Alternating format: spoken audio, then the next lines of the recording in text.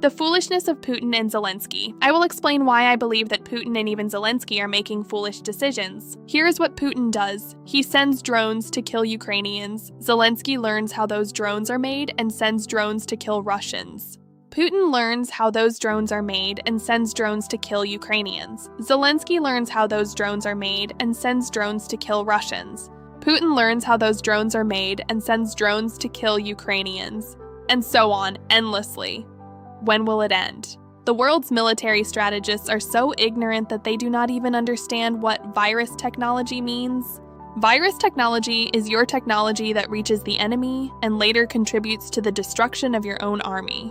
As far as I know, tanks, for example, were invented in France and were used in the Second World War by Germany to destroy France itself. I would bet a beer that US military strategists do not even know what kind of technology to give their allies in order to help them and generate billions in profit.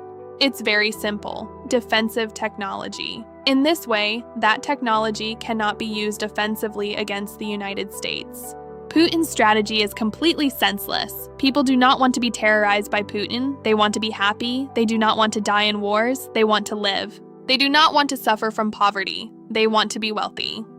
Take Japan, for example. It is powerful, even though it is a small country, because it is prosperous. Why doesn't Putin want Russia to be prosperous? Here is another argument. It is not wise to make enemies, because enemies can harm you and even kill you. Even if the chances of Putin being killed now are about 5%, in times of peace, they would be 0. Why take the risk?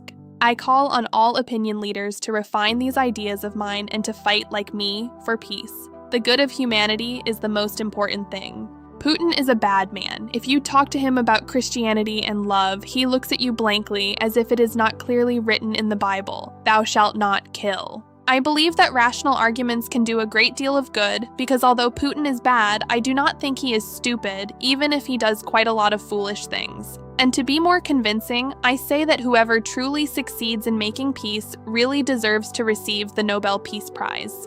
In my opinion, the West is in danger because it no longer values people's prosperity. The greatest strength of normal democracies is intelligence. An intelligent person can greatly help their country. Because of such people, a country can generate billions in profit, while an unintelligent person can only sweep the floor. Unfortunately, politicians, especially corrupt ones, hate intelligence. The only path to progress for the West is the promotion of directional intelligence, meaning that employers need people who help them become wealthier, but not people who know how to build nuclear weapons or possess sensitive energy-related secrets.